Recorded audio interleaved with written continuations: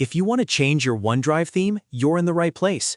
In this quick tutorial, I'll show you how to switch between light, dark, and system theme so you can make OneDrive more comfortable to use every day.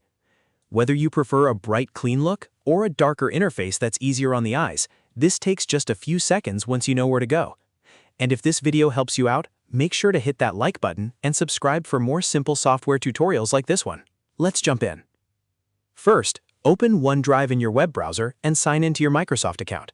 This part is important because your theme setting is tied to your account, so you'll want to make sure you're logged into the correct one. Once you're on the OneDrive homepage, look to the top right corner of the screen. You should see the settings icon, which looks like a small gear. Click that settings icon to open the OneDrive settings panel. After the settings menu appears, look for the theme section. Here, you'll see your current theme option. Click on it to open the available choices. Now you can choose the look that works best for you. If you want the standard bright interface, select light. If you prefer a darker appearance that's easier on your eyes, select dark. And if you want OneDrive to automatically match your computer or device settings, choose Follow System Theme. That's a great option if you switch between light and dark mode on your device often. Once you select a theme, OneDrive should update immediately, so you can see the change right away.